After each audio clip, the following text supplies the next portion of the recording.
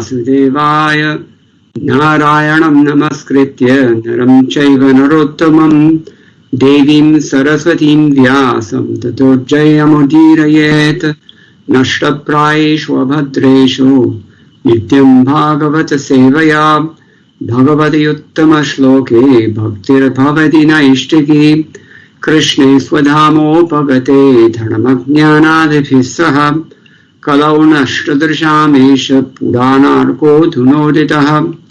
Grantaraj Srimad Bhagavatam, this is Canto 1, Chapter 9, Text 28.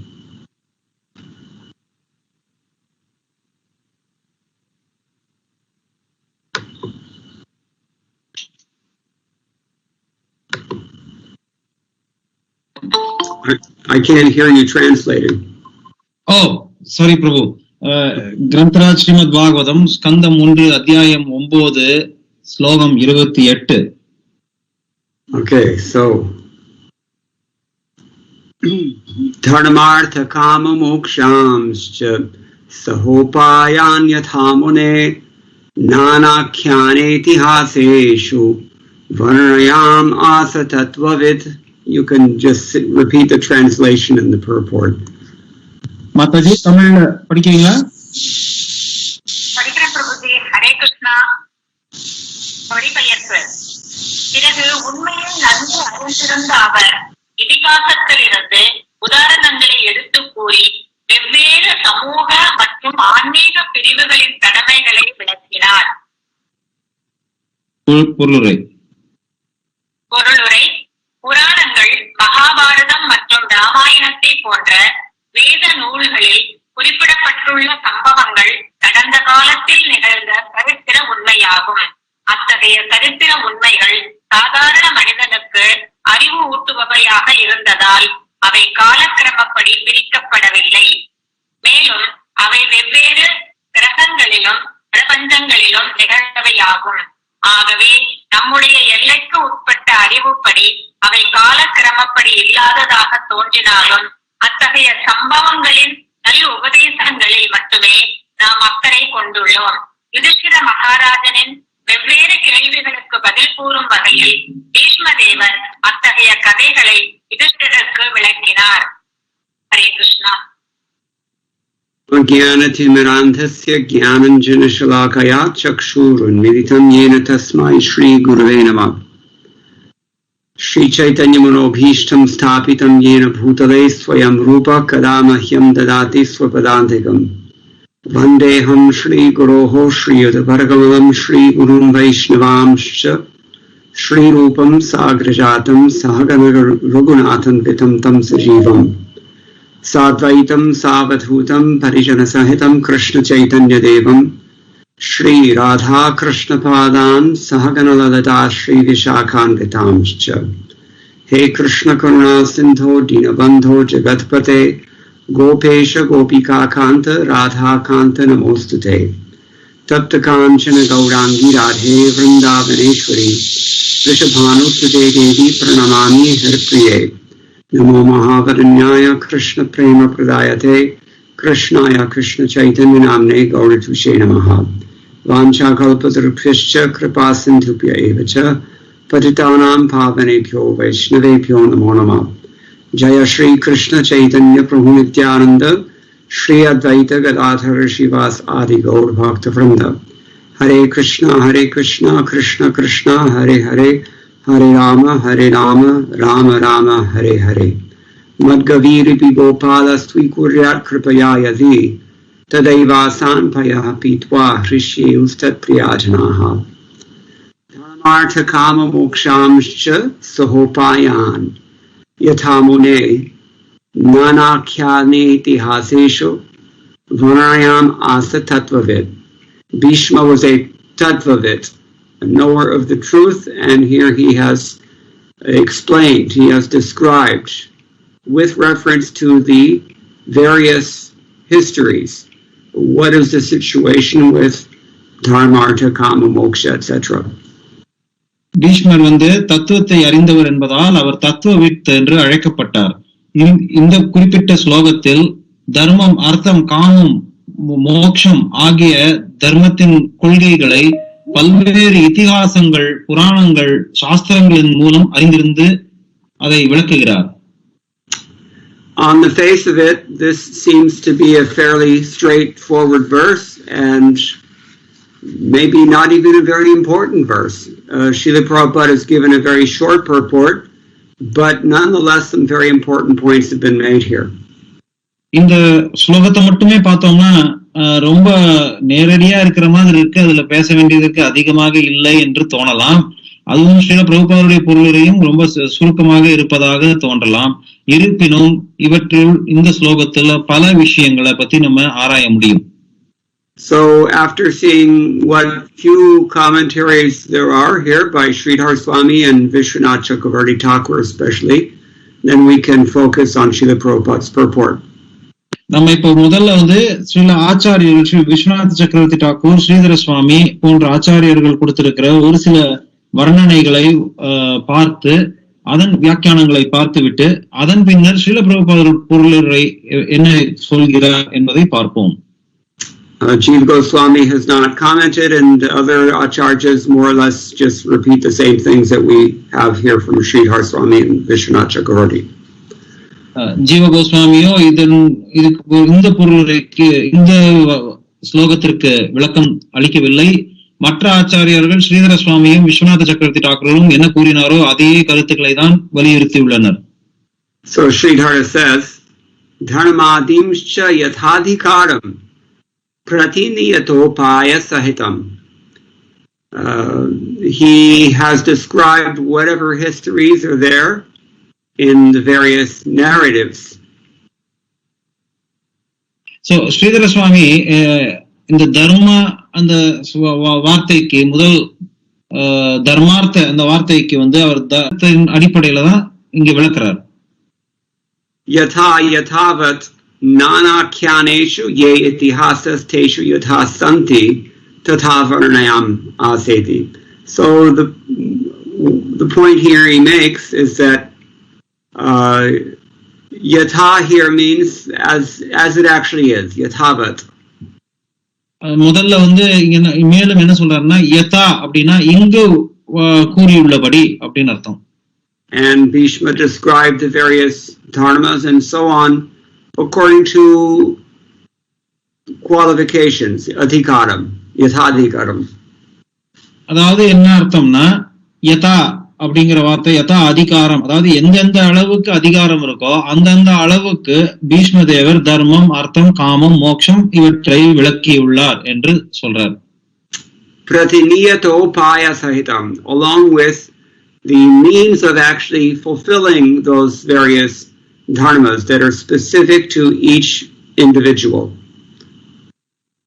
அது மட்டும் இல்லாமல் அந்த தர்மங்களை அந்தந்த தனிப்பட்ட நபர் எப்படி கடைபிடிக்க வேண்டும், அதற்கான வழிமுறைகள் என்ன, அவற்றையும் கூடவே அதன் கருத்துல தான் இதை விளக்குறார் பீஷ்மதேவர் என்று சொல்றார். Upaya. Upaya means your means of attaining something. Sadhana. உபாயம் என்றால் உபாயம், நம்ம அதாவது தமிழ்ல உபாயம் தான் சொல்லுவோம். So simply to fulfill your dharma, you require some means to do so. தர்மத்தை கடைபிடிச்சு தர்மத்தை நிறைவேற்ற வேண்டும் என்றால் அதற்கு ஒரு உபாயம் தேவை அல்லவா? So in this way, in general and also in specific, he has described everything. இந்த வழியில பீஷ்மதேவர் பொதுவாகவும் அதே சமயத்துல விளக்கமாகவும் சுருக்கமாகவும் விளக்கமாகவும் வழங்கியுள்ளார். Yathadhikaram indicates that there is qualification. In other words, that's why we need the upaya, because there's a qualification to fulfill your individual dharma. யதா அதிகாரம் அப்படிங்கிற பொருளுக்கு என்ன பொருள்? நமக்கு என்ன தகுதி இருக்கோ அதுக்கு தகுதிக்கு தகுந்தாற்போல் ஒரு உபாயம் தேவை. அப்பதான் நம்மளுடைய தேவைகளை பூர்த்தி செய்ய முடியும். A person who is not pious does not have the adhikar to fulfill his dharma, and therefore he's practically doomed. இப்போ ஒருத்தனுக்கு அவன் புண்ணியவானா இல்லாத பட்சத்துல அவனுக்கு தர்மத்தை கடைபிடிக்கிறதுக்கான உபாயம் அதிகாரமும் இல்லை. அதனால அவனுக்கு ஒரு வழியும் கிடையாம அவன் சீர்கேடு அடைகிறது நிச்சயம். Of course, by prayer, direct appeal to the Supreme Lord, any disadvantage can be overcome, and that is the process of Krishna consciousness. நிச்சயமாக அந்த புண்ணியம் இல்லைங்கிற பட்சத்துல கூட நம்ம பிரார்த்தனைகள் மூலம் பகவானுடைய கருணையை வரவழைத்து அவர் அந்த எந்த விதமான குறைபாடுகளையும் நிறைவேற்ற முடியும். இதுதான் கிருஷ்ண பக்தியின் கொள்கை, அடிப்படை கொள்கை. Nonetheless, Yudhishthira Maharaj is concerned about these things, dharma, etc. என்னதான் இருந்தாலுமே இதெல்லாம் இருந்தாலும் யுதிஷ்டிர மகாராஜர் தர்மம், இந்த தர்மம், காமம், அர்த்தம், இந்த இதுல ரொம்ப கவலை கொண்டிருந்தார். இதெல்லாம் எப்படி நிறைவேற்றுவது என்பதில். He himself is dharma personified, but he's inquiring about dharma from Bhishma Dev. அவரே தர்மத்தின் ஸ்வரூபம் என்னும் பட்சத்திலும் அவர் தர்மத்துக்கு பீஷ்ம தேவர்கிட்ட தர்மத்தை பற்றி கேட்டறிய விரும்புகிறார். And it's notable here that Yudhishthira Maharaj does not rationalize that, well, I'm a devotee and therefore I don't need all these things. We just need to hear about Krishna. இப்போ நம்ம பார்க்கிறோம் யுதிஷ்டிர மகாராஜ் நான் ஒரு பக்தன், எனக்கு இதெல்லாம் தேவையில்லை அப்படிங்கிற விதத்துல அவர் சரி கட்ட விரும்பல. So upaya sahitam, the means to actually fulfill these dharmas is important, and the dharmas themselves are important, but the ultimate dharma is parodharma. உபாயம், அதாவது நம்ம எப்படி நடைமுறைக்கு செலுத்துறோம் அப்படிங்கிறது முக்கியம். தர்மங்கள் தாமாகவே முக்கியத்துவம் வாய்ந்தவை. ஆனால் இவை எல்லாற்றோட பரோ தர்மம் என்று சொல்லப்படும் உயர்ந்த தர்மம் அது மிகவும் முக்கியமானவை.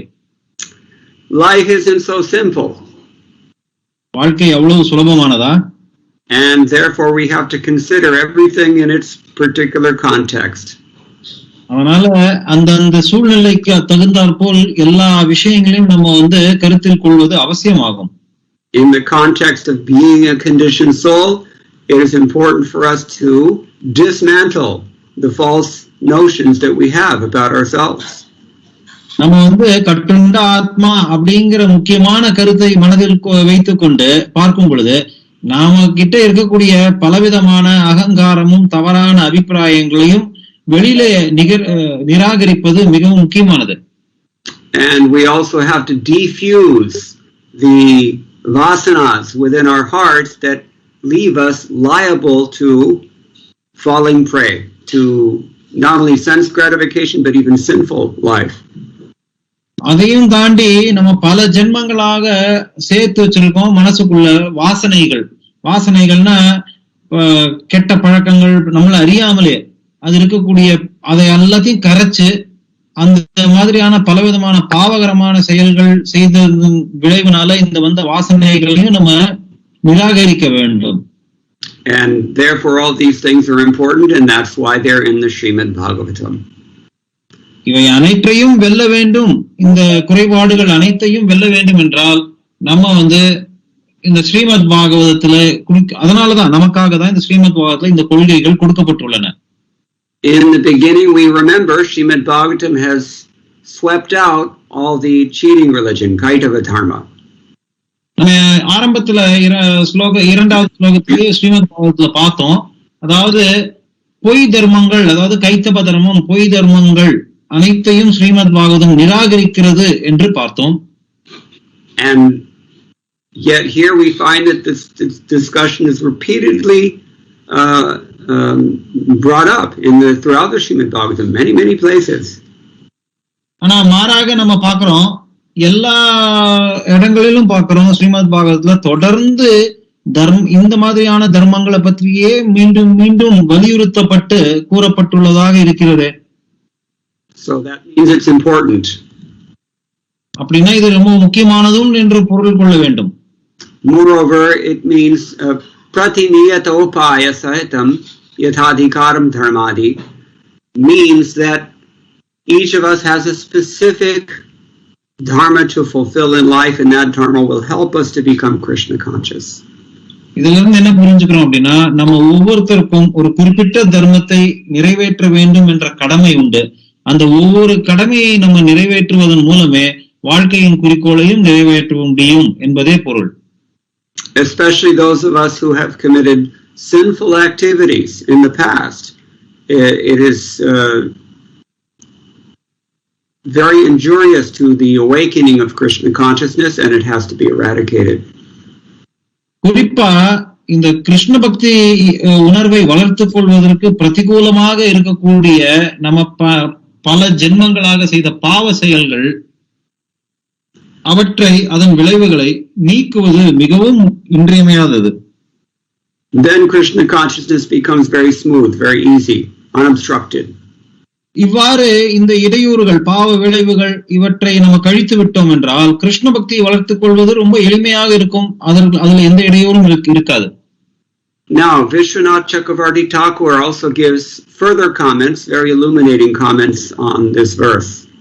இதே ஸ்லோகத்திற்கு விஸ்வநாத சக்கரவர்த்தி டாக்கூர் மேலும் ஒளிமயமூட்டும் சிந்தனைகளை முன்வைக்கிறார், கருத்துக்களை. Evam choktaha sarve dharmash chaturshur vargeshu eva paryasantiti ukta posha nyayena tanevaha dharmeti upaya dharmadi sadhanani yatavad eva nanakyanadishu ye itihasas teshu pradarshya pramani kritani ityarthaha.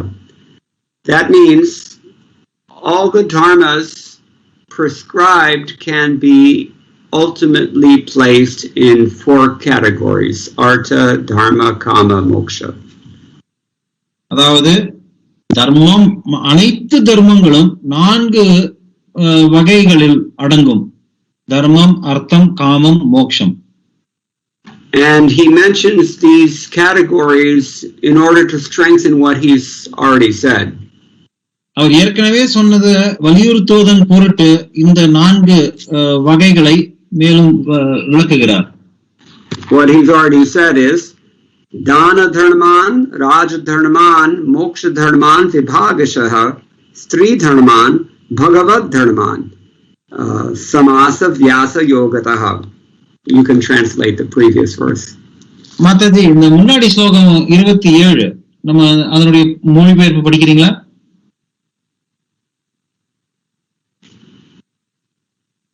Sulochana Mataji.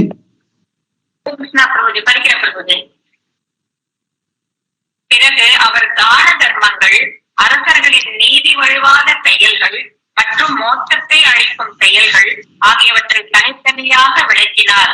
பிறகு பெண்கள் மற்றும் பக்தர்களின் கடமைகளை சுருக்கமாகவும் விரிவாகவும் விளக்கினார்.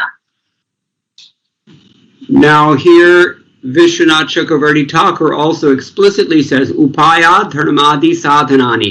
Upayan means the means of attaining dharma, artha, kama, moksha.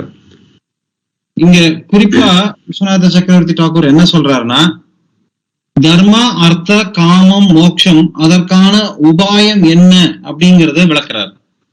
And similarly, as did Sridhar Swami, he also says yatha yathavareva. Yatha simply means accurately. அதே போல ஸ்ரீதர சுவாமி எப்படி விளக்கினாரோ அதே போலதான் இவரும் எந்த சூழ்நிலையோ எந்த அவரவர் சூழ்நிலை அவரவர் நிலைக்கு உட்பட்டது அப்படிங்கறதே சொல்றார். Now Chakravarti Pad adds something that's very important. He says nana kyanadishu ye itihasas teshu pradarshya pramani kritani.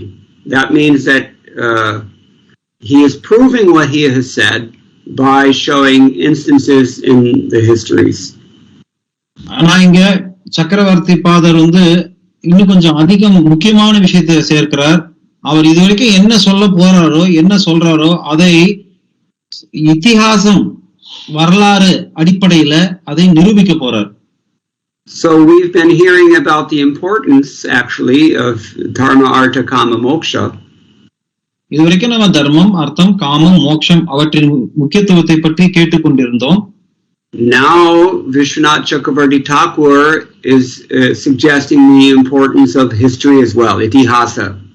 இதனோட விஸ்வநாத் சக்கரவர்த்தி டாக்கூர் இதிகாசத்தின் முக்கியத்துவத்தையும் இங்க எடுத்துரைக்கிறார். And not only itihasa, but nanakyanadishu itihasas. The history as it appears in various sources.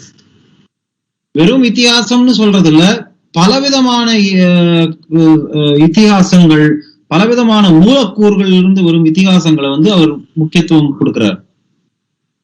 So history is also important, even though modern history mainly means political history, but still history is important.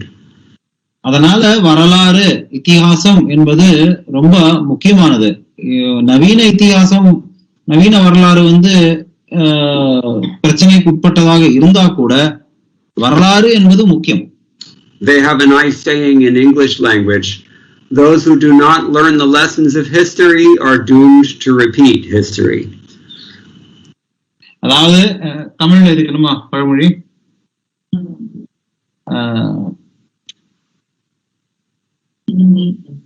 இல்ல எதை நீ கத்துக்கலையோ மறுபடியும் அதை நீ அந்த தவறை செய்ய போறது உறுதி. நான் ஆல்ரெடி தமிழ்ல சொல்லிட்டேன். ஒரு செயலை வரலாற்றில இருந்து நம்ம கத்துக்கலன்னா அந்த தவறை நம்ம மீண்டும் நடத்துவோம் அப்படிங்கிறது உறுதி. Do you have an equivalent saying in I was wondering, and maybe it comes through. It is there. Something must be something in Tirupura now. Do you know? Prabhu, எனக்கு அந்த மாதிரி எனக்கு didn't come across. Okay. There are some general traditional sayings. Yeah. Somewhat closer to that ஐந்தில் விளையாதது ஐம்பதில் விளையுமா, like that. If you don't learn at early stage by concentration and experience, you cannot learn it. Something. Yeah, a little different. No, the other. பிரபு தமிழ்ல என்னங்க?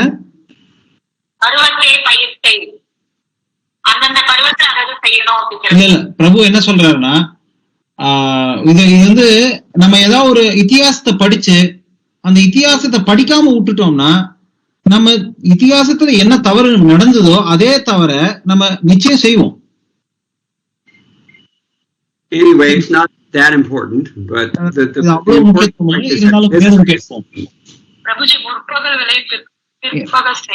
It's okay. சரி விடுங்க, நம்ம இப்ப பிரபு கேட்டுட்டு அடுத்தது. Yes, Prabhu, please continue. So, in this regard, we have a very notable verse from 11th canto, chapter 19, text number 17 of the Srimad Bhagavatam. 11வது ஸ்கந்தம் 19வது ஸ்லோகம் அத்தியாயம். Shruti pratyakshan aitihyam anumanam chatushtayam pramaneshwaravasthanat vikalpat savirajyate.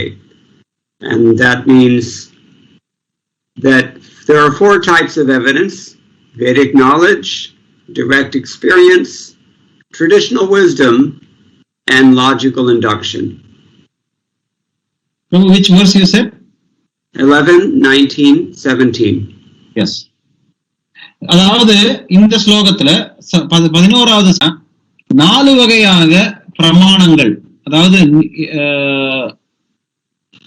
ஆதாரங்கள், வேத அறிவு, நேரடியான அனுபவம், பாரம்பரிய அறிவு மற்றும் நியாயப்படி கொண்டு வரப்படும் அறிவு, இதன் மூலமா புரிந்து கொள்ளலாம் அப்படின்னு சொல்லப்பட்டிருக்கு. So by these 4, one can understand what is the insubstantial nature of this material situation that we are in. இந்த 4 வழிமுறைகள் மூலம் நம்ம இந்த பௌதீக உலகத்துல தற்காலிகமான நிலையை நல்லா புரிந்து கொள்ளலாம் அப்படின்னு சொல்லப்பட்டிருக்கு. And in order to persevere in the practice of Krishna consciousness, that has to happen. நம்ம கிருஷ்ண உணர்வுலயும் நிலைத்து நிற்கணும் அப்படின்னா இது நிச்சயம் நடக்க வேண்டும். That is a part and parcel of sambandha gyan. To know what you are means you have to also simultaneously know what you are not. அதாவது சம்பந்த ஞானம் அப்படிங்கறது அடிப்படையில பார்க்கும் பொழுது ஏதாவது ஒரு விஷயத்த நம்ம நான் யார் அப்படின்னு தெரிஞ்சுக்கணும்னா நான் யார் இல்ல அப்படிங்கறதையும் தெரிஞ்சுக்கிறது அவசியம். So it's described here that there are 4 ways in which this can be done. So இந்த சம்பந்த ஞானத்தை 4 விதத்துல நம்ம கற்றுக்கொள்ளலாம் என்று இங்க சொல்லப்பட்டிருக்கு. Obviously, the foremost of these is Shruti, to hear from authority. நிச்சயமாக ஸ்ருதி, அதாவது அதிகாரிகளிலிருந்து கேட்டு அறிவது, அதுதான் மிகவும் தலையாய வழிமுறை. But pratyaksham or direct perception is not negligible. You also have to deal with what you see and hear and touch. அதே சமயத்துல பிரத்யக்ஷம் அப்படின்னு சொல்லப்படக்கூடிய நம்ம கண்ணால காண்பது, காதால கேட்பது, தோலால தொட்டு உணர்வது, இதுவும் முக்கியத்துவம் வாய்ந்தது. Anumanam means you have to make sense of what you're experiencing and what you're hearing. You have to put it all together somehow. அனுமானம்ங்கிற வழிமுறை என்னன்னா, நம்ம என்னெல்லாம் பார்த்தோமோ பிரத்யக்ஷமா, என்னென்னமோ உணர்ந்தோமோ பிரத்யக்ஷமா, அதை எல்லாத்தையும் நம்ம மூளையின் அடிப்படையில, ஒரு மனதின் அடிப்படையில அதை எல்லாத்தையும் ஒண்ணு சேர்த்து கோர்த்து அந்த விஷயங்களை புரிஞ்சு கொள்ள முயற்சிப்பது. But what is central to today's discussion is ஐதிஹ்யம். ஆனா இன்றைய ஸ்லோகத்திற்கு முக்கியத்துவம் வாய்ந்த வழிமுறை என்னன்னா ஐதீகம், இதிகாசம் அப்படின்னு சொல்லப்படக்கூடியது. It actually comes from the word itihasa, ஐதிஹ்யம். இதிகாசம்ங்கிற வார்த்தையே ஐதீகம் அப்படிங்கிறது, அதாவது பாரம்பரிய வழிமுறைகள், அதுல இருந்துதான் வருது. So commenting on that verse, Madhvacharya says vikalpanat. Here the word is used, vikalpanat. Viruddha kalpanat. You can become freed from dubious understanding, from inconsistent understanding, from the wrong understanding. You can become free.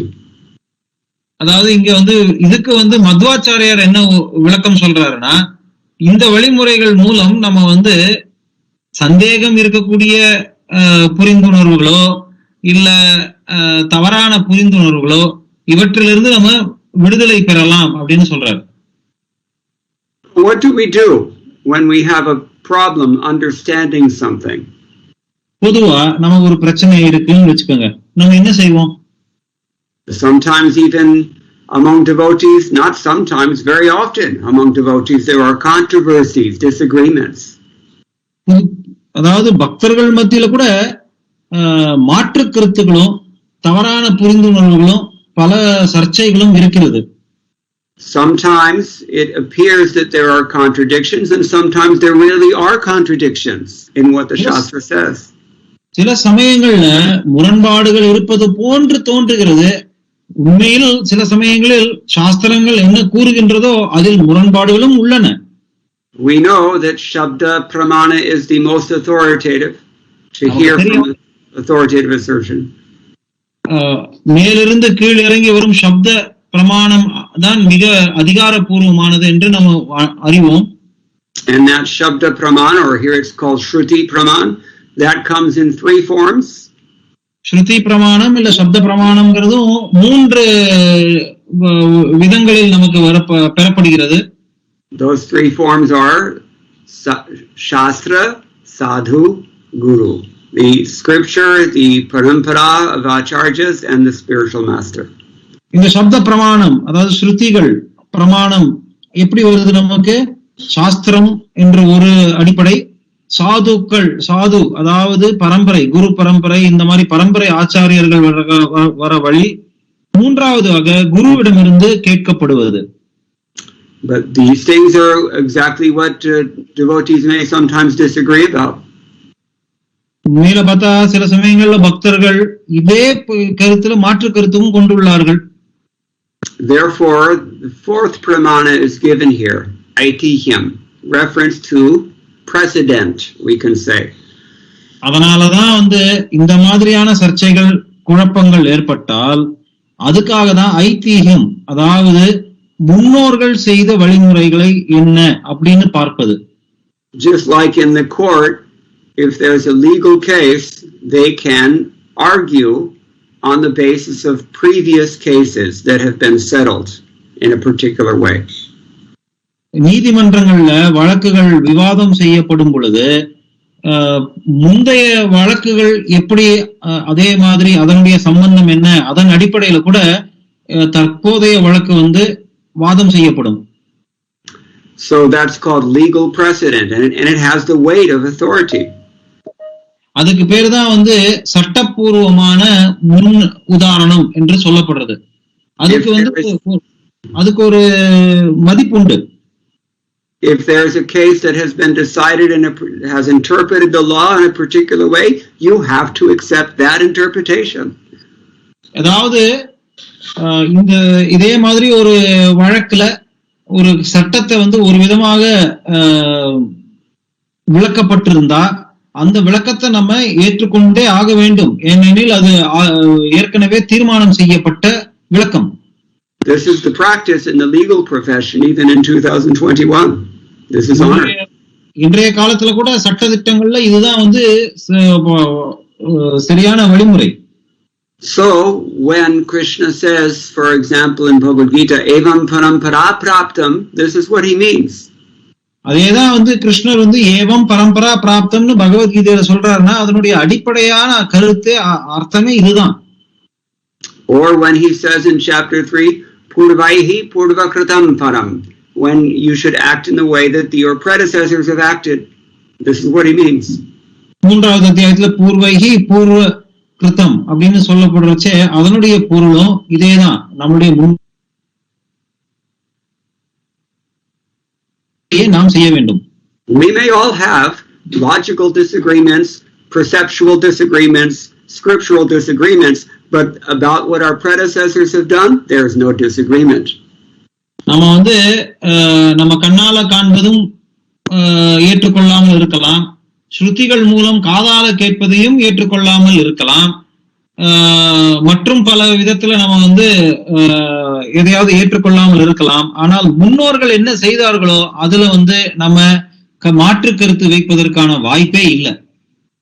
So this is the power of precedent, traditional precedent. அதாவது முன்னோர்கள் செய்த பரம்பரையின் வழியாக வந்த வழிமுறைகளும் தீர்மானங்களுக்கும் இவ்வளவு முக்கியத்துவம் உண்டு. It is history. It cannot be argued with. அது வந்து வரலாறு, அதன் மேல நம்ம வந்து சர்ச்சை செய்வதற்கான வாய்ப்பே கிடையாது.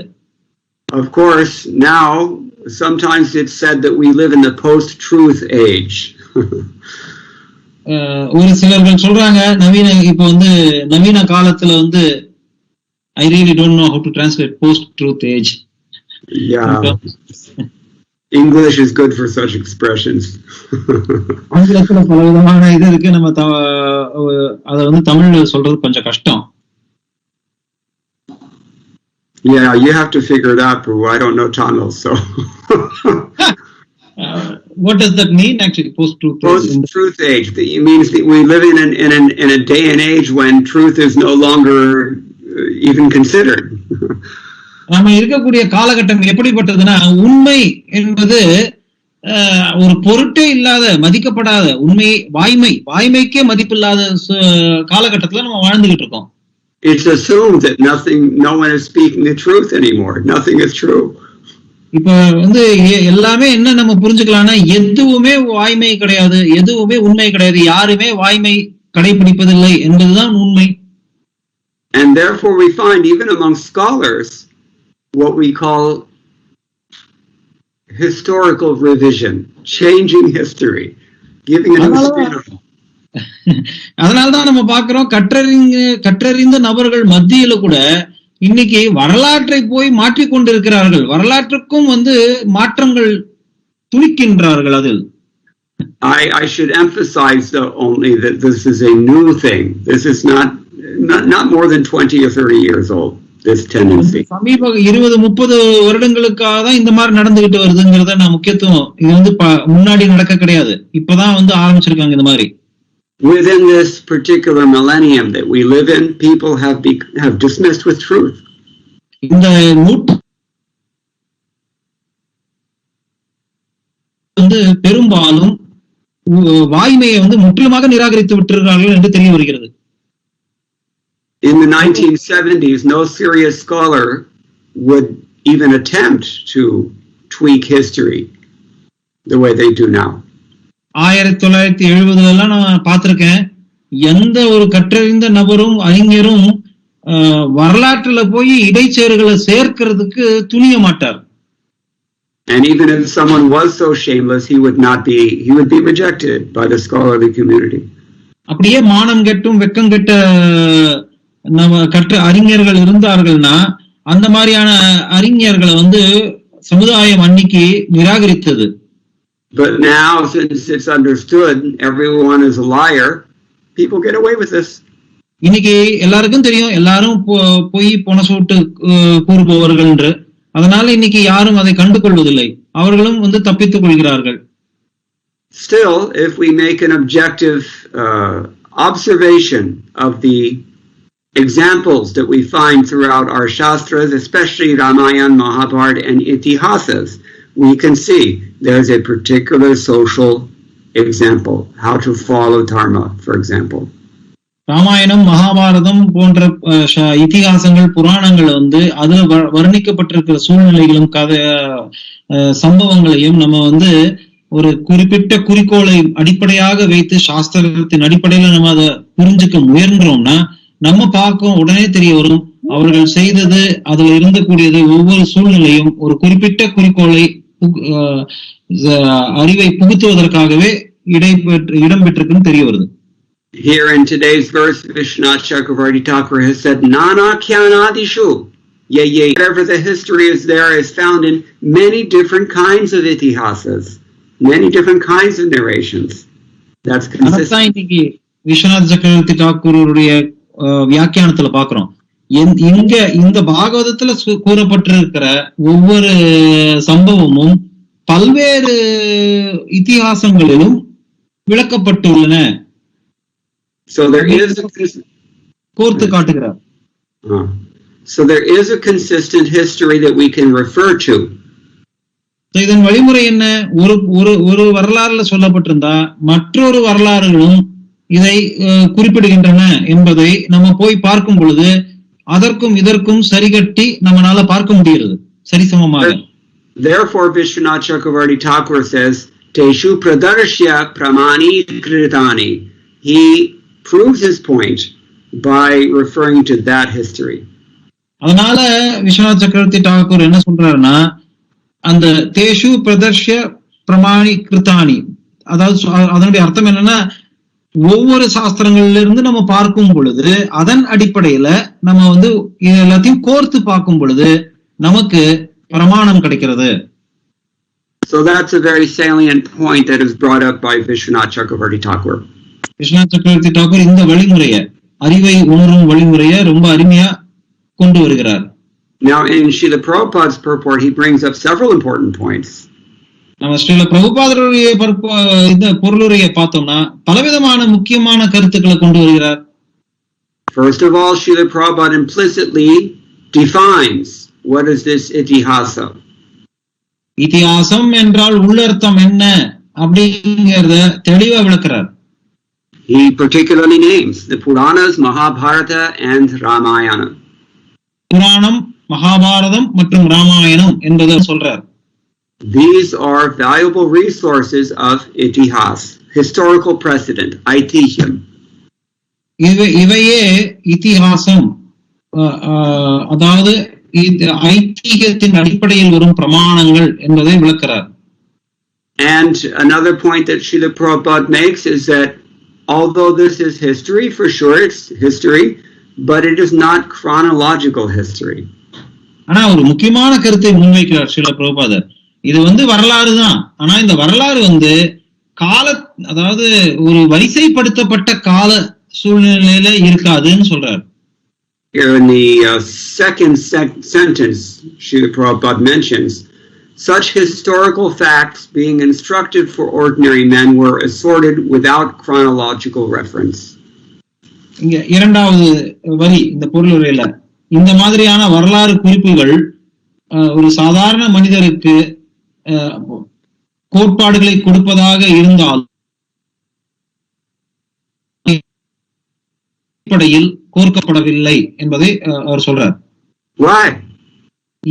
ஏன் கால வரம்புல அதை சீரமைக்கல? Because the whole point is not to emphasize the history, but to emphasize the instruction.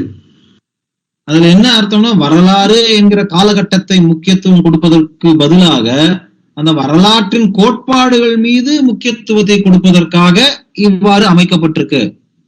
The Western and modern historical discipline, we can say, it would seem to be obsessed with chronology, even at the expense of what we're to learn from it. நீங்க மேற்கத்திய வரலாறோ இல்ல அந்த நவீன வரலாறையும் நீங்க பாத்தீங்கன்னா, இந்த கால கட்டத்தின்படி வரலாறுகளை அமைப்பதற்கு ரொம்ப முக்கியத்துவம் கொடுக்கறாங்க. அதாவது எவ்வளவு முக்கியத்துவம் கொடுக்கறாங்கன்னா, அதுல என்ன சொல்லியிருக்கோ அதை பத்தி கவலைப்படுறது இல்ல, ஆனா காலகட்டம் தான் முக்கியம் அப்படின்னு சொல்றாங்க. It is precisely to avoid that distraction that the itihasas are not chronological. They emphasize the lessons to be learned, not the time frame. அதாவது இந்த காலகட்டம் முக்கியம் இல்லை, ஆனா அந்த காலகட்டத்துல அந்த காலத்துல அந்த கோட்பாடுகளை நமக்கு மறுபடியும் ஞாபகப்படுத்தணும் அப்படிங்கிறதுக்காக திட்டமிடப்பட்டு அது காலகட்ட வரம்புல அமைக்கப்படவில்லை. ஏன்னா அந்த கோட்பாடுகள் அவ்வளவு முக்கியமானவை. அந்த கோட்பாடுகள் எந்த காலத்துல இருந்தாலும் அதன் அடிப்படையில வரி செய்யப்பட்டிருக்கு. Now another point that Prabhupada makes is that in addition to this lack of chronology, the fact is that these histories are described in different times, different places, and different circumstances, even in different ages, in different universes as well. அதாவது பிரபுபாதர் இதை மறுபடியும் வலியுறுத்தும் வகையில் வேற ஒரு குறிப்பாக கருத்தை வைக்கிறார். இந்த மாதிரியான கோட்பாடுகள், இதிகாசங்கள் இங்க மட்டும் இல்ல, பல்வேறு கிரகங்களிலும் பல்வேறு பிரபஞ்சங்களிலும் பல்வேறு சூழ்நிலைகளும் நடைபெறுகின்றன என்பதை அவர் எடுத்து வைக்கிறார். And the description of these narrations is sometimes measured by 3 dimensions. சில சமயம் இந்த மாதிரியான இதிகாசங்கள் கொடுக்கப்பட்டிருக்கிற சம்பவங்கள் விளக்கப்படுவது அதனுடைய கோணங்கள் கூட 3 கோணங்கள்ல விளக்கப்படுகின்றன. So even though these don't fit into our own limited range of understanding, we're not concerned about the details of chronology so much. இது நம்மளுடைய ஒரு குறுகிய புரிந்துணர்வுக்குள்ள எட்டாத பட்சத்திலும் நம்ம இத இதனுடைய கால கட்ட அமைப்பை நம்ம அவ்வளவு பொருட்படுத்த கூடாது. Not only chronology, even location and other factors are not that important. அதாவது வெறும் கால அமைப்பு அது மட்டும் சொல்ல வரல, அது எங்க நடந்தது, அது அதனுடைய மற்ற அம்சங்களை பத்தி கூட நம்ம அவ்வளவு முக்கியத்துவம் கொடுக்க கூடாது. What is important is to learn what we have to learn before we die. நமக்கு என்ன முக்கியத்துவமானது என்னென்றால், நம்ம உயிரை துறப்பதற்கு முன்பு நம்ம என்ன கற்றுக்கொள்ள வேண்டும் இவற்றிலிருந்து, அதுதான் முக்கியம். Just take for example Gajendra Mokshana. Gajendra மோக்ஷனம் என்கிற ஒரு உதாரணத்தை எடுத்துக்கொள்ளுங்கள். So is it important where this happened in Svargaloka? Gajendra மோக்ஷம் பத்தி நமக்கு தெரிஞ்சிருக்கோம், ஆனா கஜேந்திர மோக்ஷம் ஸ்வர்கலோகத்துல எந்த குறிப்பிட்ட இடத்துல நடந்தது அப்படிங்கிறது தெரியறது முக்கியமா? Is it important what age it occurred in? அது எந்த ஆண்டு நடைபெற்றது, இன்றையிலிருந்து பின்னாடி போனா எந்த ஆண்டு நடந்தது அப்படிங்கிறது முக்கியமா? Not even all the characters are that important. அந்த இருக்கக்கூடிய அந்த சம்பவம் நடக்கும் பொழுது அந்த சம்பவத்துல பல்வேறு கதாபாத்திரங்கள் இருக்கின்றன, அந்த கதாபாத்திரங்கள் கூட அவ்வளவு முக்கியத்துவம் வாய்ந்தவை கிடையாது. What is important is that when all of his other options were exhausted, Gajendra surrendered to the Supreme Lord. எது முக்கியமானது என்றால், எல்லா விதமான வாய்ப்புகளும் எல்லா விதமான சூழ்நிலைகளும் கைவிட்ட பின் கஜேந்திரனை கைவிட்ட பின் கஜேந்திரருக்கு இருந்த ஒரே வழி என்னவென்றால் பகவான் கிருஷ்ணரிடம் அவர் சரணடைந்தது. அதுதான் முக்கியமானது. Why is that important for us? அது ஏன் நமக்கு முக்கியமானது? Because someday you too will be abandoned by everyone. You too will be bereft of any means of bettering your position in this material world.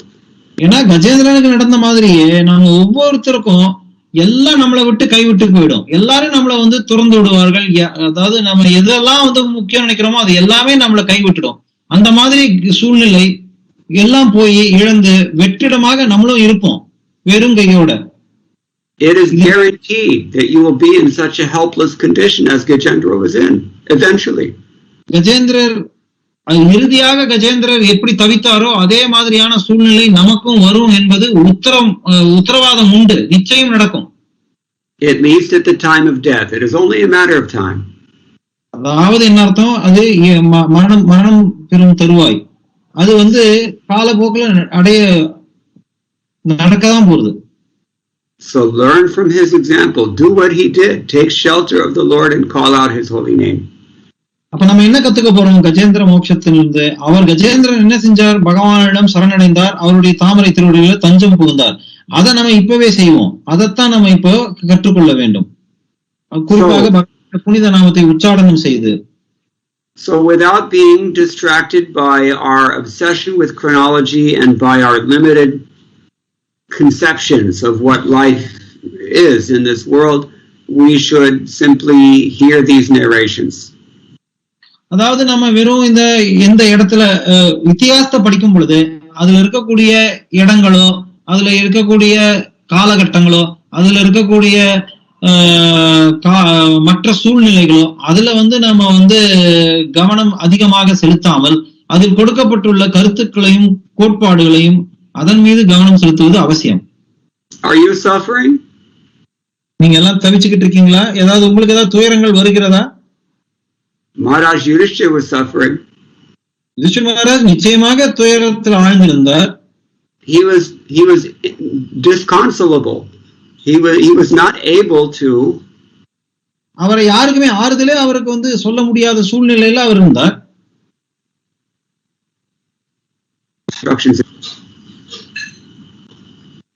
I got the point. He was disconsolable after the prabhu. Yeah, he was not able to.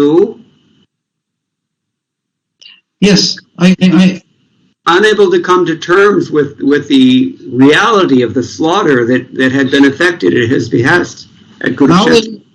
அவருக்கு ஏன் ஆறுதல் சொல்ல முடியாத சூழ்நிலையில் அவர் இருந்தார்னா, என்ன நடந்த படுகொலை சூழ்நிலை பார்த்து அவருக்கு மன ஆறுதலே பெற முடியாத சூழ்நிலையில அவர் இருந்தார். He was so distraught that even though Bhishma is lying on his deathbed full of arrows, Maharaj Yudhishthira came to Bhishma and said, "Please help me." அவர் எவ்வளவு துயரத்துல ஆழ்ந்திருந்தார்னா, நம்ம பார்த்தோம்னா பீஷ்மரோ அம்புப்படுக்கையில மரணப்படுக்கையில படுத்து கஷ்டப்பட்டுக்கிட்டு இருக்கார். அந்த சூழ்நிலை போய் அவர் பீஷ்ம தேவரே எனக்கு உதவுங்க அப்படின்னு போய் இவர் உதவி கேட்க போறார். And Bhishma Dev complied. Bhishma தேவர் அதுக்கு இணங்கி மனம் இறங்கி அவருக்கு அறிவுறுத்தினார். It's said that a Vaishnava's character is like that of a tree. Tree is always giving. இங்க சொல்லப்பட்டிருக்கு என்னன்னா, வைஷ்ணவர்கள் எப்பொழுதுமே ஒரு மரமை போன்று, மரம் எப்பொழுதும் கொடுத்து கொண்டே இருக்கிறது. அதுதான் வைஷ்ணவர்களுடைய குணம். Even in death, Srila Prabhupada was also like this. Even on, we can say, his deathbed, Srila Prabhupada was still giving instructions, giving, and giving the example as well. இதே போலதான் ஸ்ரீல பிரபுபாதரும் இருந்தான்னு நம்ம நிச்சயம் பார்க்க முடியாது. அதாவது பெயரளவிலான அவர் மரணப்படுக்கையில இருந்தா கூட அவர் தன்னுடைய சீடர்களுக்கும் பக்தர்களுக்கும் கோட்பாடுகளையும் அறிவுரைகளையும் கொடுத்து கொண்டே இருந்தார். This is why he is considered to be a Mahajana. அதனாலதான் ஸ்ரீல பிரபுபாதர் மகாஜனம் என்று அழைக்கப்படுகிறார். Bhishma Dev, sorry. மகாஜனம் என்று அழைக்கப்படுகிறார். Mahajana means whatever he says is authoritative. மகாஜனம் என்றால் அவர் என்ன சொல்றாரோ அது வந்து அதிகாரப்பூர்வமானது. Therefore, even Yudhishthir Maharaj, who's Dharmaraj himself, came to inquire from Bhishma because he's Mahajana. ஏன்னா இவர் மகாஜனம் என்பதால் தர்மராஜர் வந்து தர்மத்தின் ஸ்வரூபமாக இருந்தா கூட அவர் நேரடியாக பீஷ்ம தேவரிடம் வந்து அறிவுரை கேட்க வந்தார். Whenever there's a lack of clarity, as we've already described, the solution is to approach the Mahajanas or follow the example of the Mahajanas. Whatever path they have set, we follow that. அதாவது எப்பெல்லாம் நமக்கு குழப்பம் ஏற்படுகிறதோ, முந்தைய சொன்னபடி பல விதமான குழப்பங்கள், எந்த விதமான குழப்பங்கள் ஏற்பட்டாலும் நம்ம உடனே இந்த மாதிரி மகாஜனங்களை அணுக வேண்டும். இல்லாட்டி மகாஜனங்கள் ஏற்கனவே கொடுத்த வழிமுறைகளை உள்ளபடி கடைபிடிக்க வேண்டும். That means you have to know the path that they have set. அப்படின்னா என்ன அர்த்தம்? அவர்கள் என்ன சொன்னார்கள் மகாஜனங்கள் அப்படிங்கறத நம்ம புரிந்திருக்க வேண்டும். And that means somebody has to set the example of that path here and now. இப்ப கூட வந்து நம்ம மத்தியில யாராவது இந்த மகாஜனங்கள் என்ன சொன்னார்களோ அதை அப்படியே சொல்லி அதை கடைபிடிக்கும் பாதையில நமக்கு முன்னுதாரணமாக திகழ வேண்டும். This is why these instructions are important. Dharma, artha, kama, mokshamscha, to show the example what to do. அதனாலதான் தர்ம அர்த்த காம மோட்சங்கள் வந்து அதுக்கான வழிமுறைகளும் கோட்பாடுகளும் ரொம்ப முக்கியமானவை நமக்கு, குறிப்பா நமக்கு. Here the word is used pramanikrita. பிரமாணிகிருத்தங்கிற வார்த்தை ரொம்ப முக்கியமானது. The same word is used by Krishna in Bhagavad Gita. Yad yadacharati shreshthas tad evitarojana sayat pramanam kurute. Same thing. இதே வார்த்தை தான் யத்யத் ஆசரதி ஸ்ரேஷ்டா என்று வரக்கூடிய பகவத்கீதை ஸ்லோகத்திலும் கிருஷ்ணர் தத்தத் பிரமாணம் குருத்தே. Behavior of a devotee, the activities of a devotee are what establish the religious principle practically in human society. Pramanam kuru. பிரமாணம் குரு என்றால் ஒரு பக்தர், பகவானுடைய பக்தர்கள் என்னென்ன செயல்கள் செய்கிறார்களோ அதுவே வந்து பொது ஜனங்களுக்கு வழிகாட்டியாக அமைவது. Therefore we have to learn these things and we have to exemplify these things. அதனாலதான் நம்ம வந்து இதெல்லாம் படிக்கணும், இதை புரிஞ்சுக்கணும், இதன்படி நம்ம முன்னுதாரணமாக இருந்து நடந்து காட்டணும். Okay, I'm going to stop now, but if anyone has any questions, we can discuss a little bit. ஒரு ஏதாவது கேள்விகள் இருந்தா சுருக்கமாக, ஒரு குறுகிய காலகட்டம் தான் இருக்கு, அதனால நம்ம வந்து கேள்விகளை எழுப்பலாம்.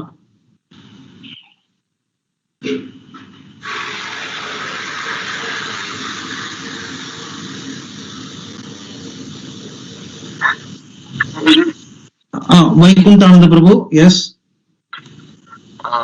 Pranam to our dear Mukunda Datta Prabhu, and every time I'm able to have his mercy, I'm very thankful, and more than thankfulness, I have a happy feeling that you brought up this point of importance of itikasa. And in fact, there is a word in Tamil called aitikam. It is widely used in Tamil Nadu, even in the villages right now, even today. So my point is that it's so important to study Itikasas and Purana. You discussed very less within the spiritual society.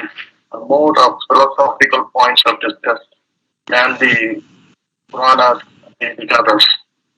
So why is it so? Please explain, Prabhu. I'll translate this. Is that okay, Prabhu? It's not clear to me what he said, so I didn't hear everything. Okay, so what he's saying is you explained so much about Itihasam and the importance, but in our spiritual society we are very philosophical oriented, but we see less of importance or discussions on Itihasas. Why is this so?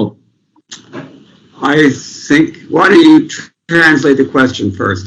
அதாவது பொதுவா வந்து இன்னைக்கு பிரபு வந்து இத்தியாசம், நம்ம இத்தியாசம்னா எல்லாருக்குமே தெரியும், ஐதீகம். ஐதீகம்ங்கிற வார்த்தை பிரபலமா இருக்கு, அதாவது இத்தியாச அடிப்படையில பேசுவது. ஆனா நம்மளுடைய சமுதாயத்துல இன்னைக்கு பெரும்பாலும் தத்துவத்தின் அடிப்படையில தான் பேசுறோம், ஐதீகத்தின் அடிப்படையில ரொம்ப கம்மியா பேசுறோமே. அதுக்கான காரணம் என்ன? So he is basically saying, why are we not emphasizing on Aitiha so much but giving more philosophical. இப்போ பிரபு விளக்குவார். I think it's because we're not reading these books. இதற்கு காரணம் என்னவென்றால் நம்ம வந்து பொதுவா இந்த மாதிரியான புத்தகங்களை படிக்கிறது இல்ல. What did I read today? I only read the verse, the purport, and the commentaries. நம்ம இன்னைக்கு என்ன படிச்சோம்?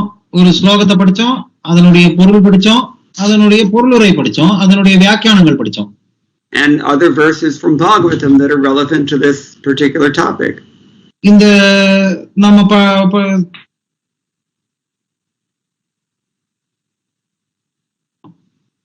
Yes, this is the problem. People are not reading the books. இதுதான் மிகப்பெரிய பிரச்சனை. மக்கள் வந்து புத்தகங்களை முழுசாக படிப்பதில்லை. We have another saying in English, you can lead a horse to water, but you cannot force it to drink. நம்ம வந்து குதிரையை வந்து ஆற்றுக்கிட்ட தான் கொண்டு போய் சேர்க்க முடியும். அதை வந்து தண்ணி குடிக்க நம்ம வந்து வலியுறுத்த இது பண்ண கட்டாயப்படுத்த முடியாது. Srila Prabhupada himself criticized his own followers, his disciples, because he saw that they were not reading his books sufficiently. Srila பிரபுபாதரே வந்து ரொம்ப தன்னுடைய சீடர்களும் தன்னை பின்தொடர்வர்கள் வந்து அவருடைய புஸ்தகங்களை படிக்கிறது இல்லை என்பதை வந்து ரொம்ப கண்டித்தார்.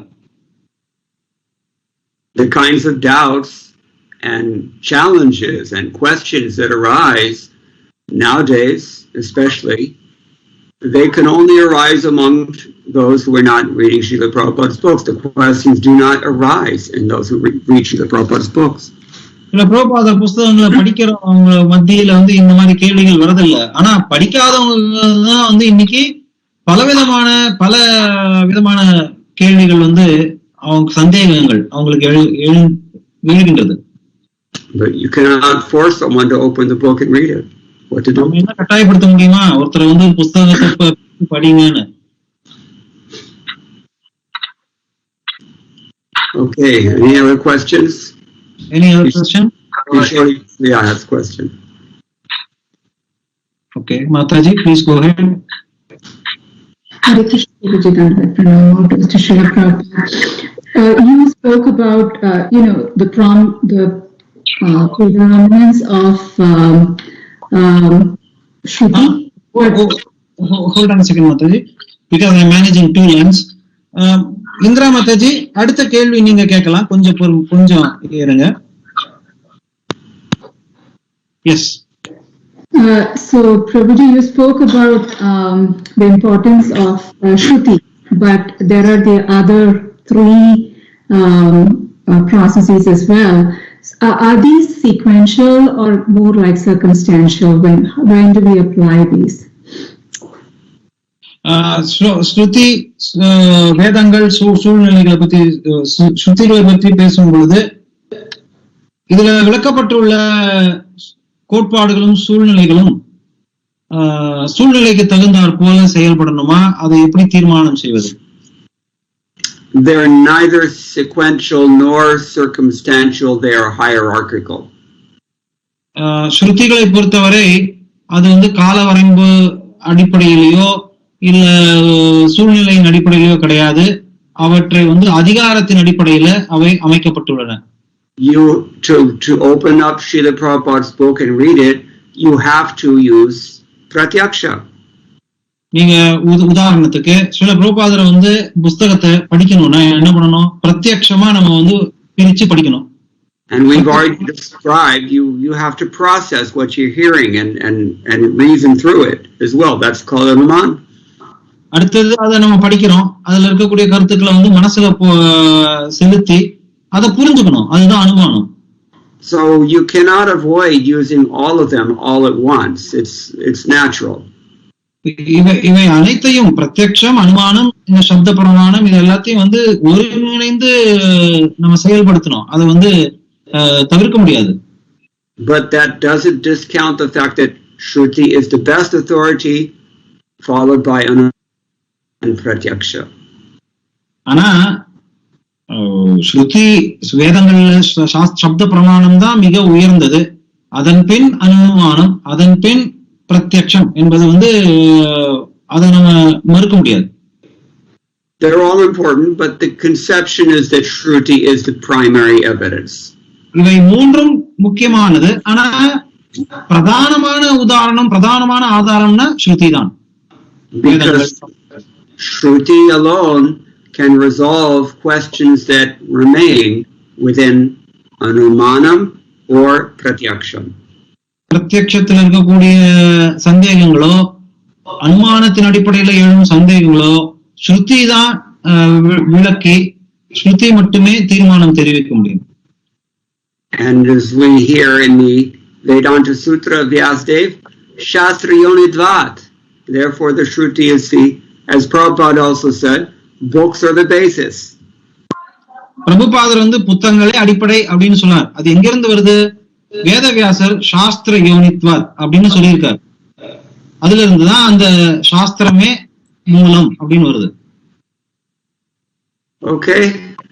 One more question from a new, not relatively new practicing devotee. Prabhu Indra Mataji, நீங்க இப்போ கேட்கலாம். சொல்லுங்க.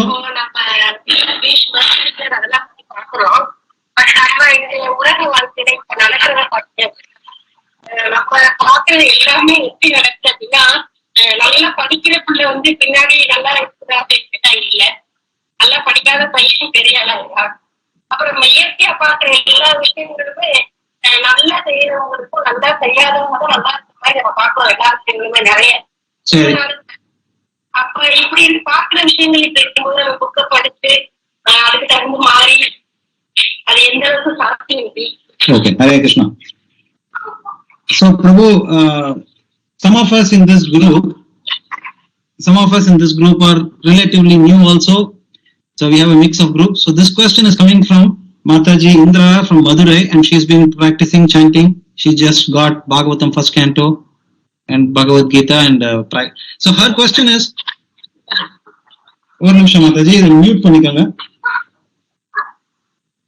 So her question is that we are seeing so many histories narrated here, incidences and all those things, and how to lead a life. But today is just opposite. When I see my children or somebody, we are finding that a studious student is suffering later on. A lax student is probably scoring more in terms of, or you take a life, a honest person is suffering a lot, and a dishonest person or something, it's very easy for them. So how are we to understand that and have faith, or at least understand that what is stated in the Itihasa can be applicable, and how am I to even apply it in such a situation? Yeah, good question. She's already stated her question in Tamil. People have heard. Yes. Okay.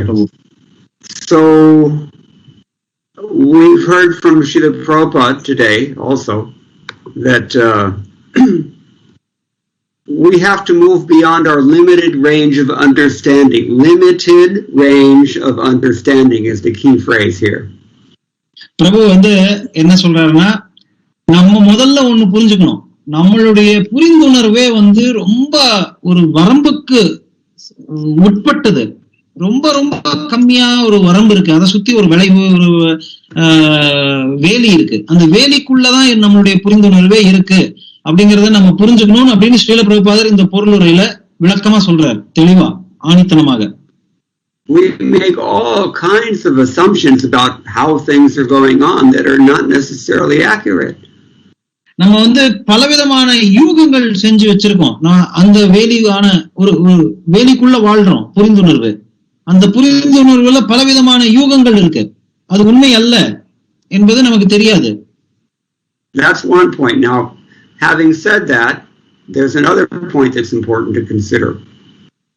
இது ஒரு முக்கியமான கருத்து நம்ம கொள்ள வேண்டும். நம்ம என்ன தகவல் நமக்கு தெரியுறதோ அது தவறுங்கிறது. இன்னொரு முக்கியமான கருத்து இருக்கு. In Chanakya Pandit in the Gupta court, he said that if you go into the forest, you will see that all the straight trees are the ones that get cut down first. Only the crooked trees remain standing. நீங்க சாணக்கிய பண்டிதர் ஒரு அருமையான உதாரணம் சொல்றாரு. பொதுவா காட்டுக்கு போய் பாத்தீங்கன்னா நேர செங்குத்த நீளமா வளர மரங்கள் வெட்டப்படுகின்றன.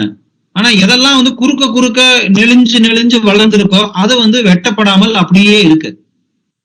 So this world is like that, unfortunately. அது துரதிர்ஷ்டவசமானது என்னன்னா இந்த உலகம் அதுக்கு அந்த உதாரணத்தை போலவே தான் இருக்கு. And people have figured out that nothing immediate happens if I commit sinful activities, so they do it. இதுக்கு என்ன காரணம்? மக்கள் என்ன நினைக்கிறாங்க, நான் வந்து ஏதாவது ஒரு தவறான செயலை செஞ்சேன்னா உடனடியா எனக்கு தண்டனை வராது அப்படிங்கறத புரிஞ்சு வச்சிருக்காங்க. அதனால தொடர்ந்து அந்த பாவ செயலை செஞ்சுக்கிட்டு இருக்காங்க.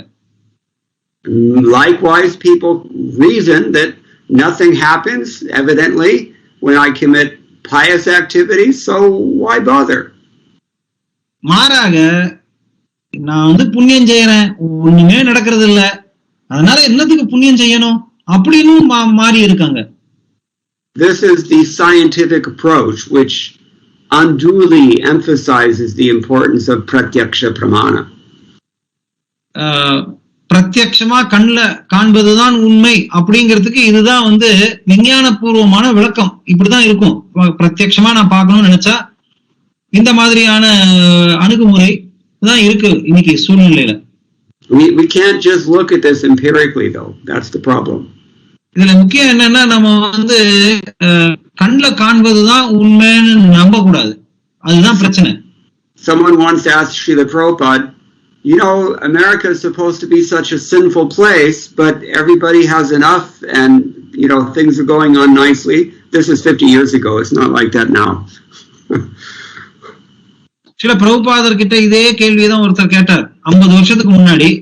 அமெரிக்கா பாருங்க, நீங்க சொல்றீங்க பாவகரமான மக்கள் வாழ்ற இடம்னு, எவ்வளவு வளமா இருக்காங்க பாருங்க, எல்லாமே வளமா இருக்கே இங்க அப்படின்னு கேக்குறாரு. Nowadays America is a mess, everyone knows.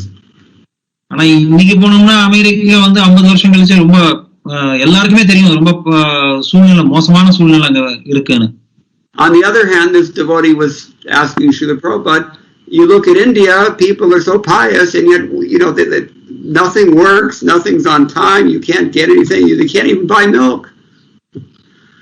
அதே மாதிரி பிரபுபாதர் அவர் கேட்கிறார் அவருடைய சீடர், இங்க பாருங்க நீங்க சொல்றபடி பார்த்தா இந்தியா வந்து புண்ணிய பூமியாட்டம் இருக்கு, ஆனா புண்ணிய பூமின்னு சொல்றீங்க, அங்க போய் பாருங்க எதுவுமே வந்து சரியான நேரத்துல நடக்கிறது இல்ல, ஒருத்தருக்கு பால் கூட கிடைக்கிறது இல்ல, எதுவுமே கிடைக்கிறது இல்ல, எல்லாரும் கஷ்டப்படுறாங்களே அப்படின்னு இந்த ரெண்டு சூழ்நிலையும் பிரபுபாதர் முன்னாடி வைக்கிறார் அவர்.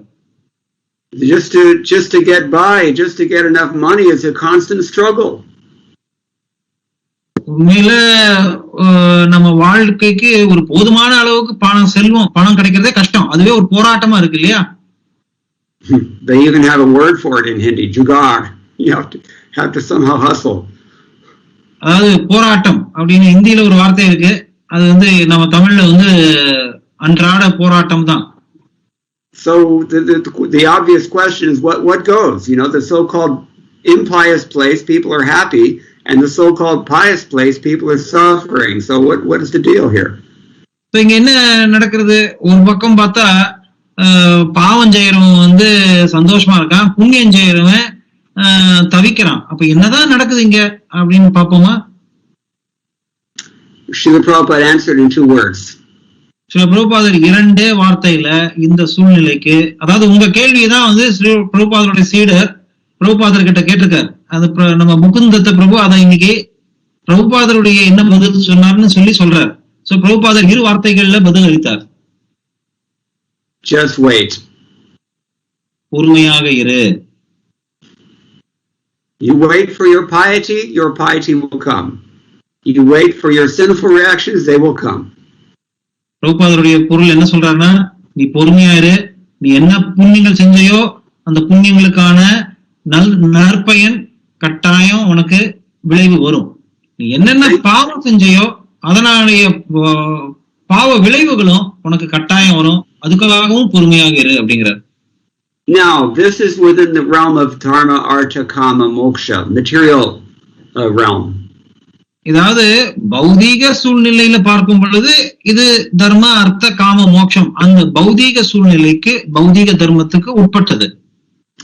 In Krishna consciousness, it's very different because Krishna consciousness is transcendental to that Traigunya reality. ஆனா கிருஷ்ண பக்தியை ஏற்றுக்கொண்டு விட்டோம் என்றால் இந்த சூழ்நிலைக்கு அப்பாற்பட்டு நம்ம சென்று விடுவதால் அங்க என்ன நடக்கும் அப்படிங்கிறது முற்றிலும் வேறுபட்டது. Krishna consciousness, Krishna says in chapter 9, Pratyakshaavagamam dharmyam. You can understand this directly. கிருஷ்ணர் பகவத்கீதையில என்ன சொல்றாருன்னா, உனக்கு இது புரியாத புதிர் கூட பிரத்யட்சமாக நீ ஆன்மீக தளத்துக்கு வந்தேன்னா அங்க உனக்கு எல்லாமே பிரத்யட்சமா கண்கூடாக உனக்கு புரிய வரும்னு சொல்றாரு. And the Bhagavatam gives a further example. Just like when you're hungry and you eat, nobody has to tell you that you're satisfied. You experience it directly. பாகவதத்துல சொல்லப்பட்டிருக்கு, நீங்க பசி இருக்கு, நீங்க சாப்பிட யாராவது உங்களுக்கு சொல்லணுமா உனக்கு பசி தீர்ந்துருச்சுன்னு? சொல்ல வேண்டிய அவசியமே இல்ல, நமக்கே புரிய வருது சாப்பிட பசி தீர்றதுன்றது. In exactly this way, if you follow these regulative principles, if you chant Hare Krishna Mahamantra, if you read Srila Prabhupada's books, associate with devotees, render some devotional service to the Lord, then you will get the result immediately. It doesn't have to wait like karma. முன்ன நான் சொன்னேன், கர்மா அப்படின்னா புண்ணிய செயல்கள் செய்திருந்தா அதனுடைய விளைவு வர வரைக்கும் நம்ம காத்திருக்கணும்னு. ஆனா பக்திக்கு நம்ம ஜபமாய் ஹரே கிருஷ்ண மந்திரத்தை ஜபம் செய்து பிரசாதத்தை ஏற்றுக்கொண்டு பகவானுடைய பிரபுபாதுடைய புஸ்தகங்களை நன்றாக படித்து பக்தர்களுடைய சங்கம் கொண்டு இதெல்லாம் நம்ம செஞ்சோம்னா கர்ம பாதை மாதிரி காக்க கூட தேவையில்லை, உடனடியாக நம்ம நல் விளைவுகளை நடக்கிறத பார்ப்போம். A person's life changes. A person's life becomes auspicious. He doesn't suffer the ways that he used to suffer. He's not harassed by the same desires that he used to be harassed by, if he's following the process. இந்த வழிமுறை, இந்த பக்தி நம்ம இங்க சொல்லிக் கொடுக்கிற வழிமுறை நீங்க கடைபிடிச்சீங்கன்னா நீங்க மற்றவர்கள் போல தவிக்க வேண்டிய அவசியம் இல்லை. மற்றவர்கள் எப்படி கஷ்டப்படுறாங்களோ அந்த கஷ்டம் நம்ம நீங்கும். ஆனா இங்க சொல்லி கொடுக்கிற வழிமுறைய நீங்க உள்ளபடி நேர்த்தியாக நேர்மையாக தீவிரமாக நம்ம கடைபிடித்தால் உடனடியான விளைவை காண முடியும். And therefore we say it's scientific. You cannot deny this. It's directly perceived. அதனாலதான் நம்ம சொல்றோம் இது விஞ்ஞான பூர்வம்னு. ஏன் விஞ்ஞான பூர்வம்னு சொல்றோம்? நீங்க செஞ்சீங்கன்னா விளைவை உடனே பார்க்க முடியும், கண்கூடா பார்க்க முடியும், ஆனா செய்யணும். If you put 2 parts hydrogen together with 1 part oxygen, you will see it turn into water in front of your eyes. எப்படி நீங்க 2 பாகம் ஹைட்ரஜன் சேர்த்து 1 பாகத்தோட ஆக்சிஜனோட சேர்த்தா கண்கூடாக தண்ணீர் உண்டாகுதை நம்ம பார்க்க முடியும். If those conditions are met, you're going to get water, period. It's axiomatic. அதாவது நீங்க சூழ்நிலை 2 பாகம் ஹைட்ரஜன் இந்த சொன்ன ஃபார்முலா, இந்த சூழ்நிலை நீங்க சரியா பண்ணீங்கன்னா நிச்சயமா அது நடக்கும். அது அதுல சந்தேகமே கிடையாது. Similarly, if you conscientiously follow this process, your life will change and you will feel it. Other people will see it. இதே போல நீங்க இந்த வழிமுறையை செஞ்சீங்கன்னா உங்களுடைய வாழ்க்கை மாறும். அது நீங்க மட்டும் இல்ல, மற்றவர்களும் பார்ப்பாங்க. That part is empirical. அந்த விதத்துல இது கட்டாயம் கண்கூடாக பார்க்க முடியும். I don't know if it's answering your question, but that's what I have to say. உங்களுடைய வினாவுக்கான விடை கிடைச்சதா எனக்கு தெரியல, ஆனா இவ்வளவுதான் என்னால சொல்ல முடிஞ்சது இப்போதைக்கு. Okay. Okay, Prabhu. Thank you very much. All Thank glories you. to the Prabhupada. Is grace the Prabhu ki jai. Pradanam Bhavanebhyo Vaishnavebhyo Namaha. Jai Shri Prabhupada. Thank you, Prabhu.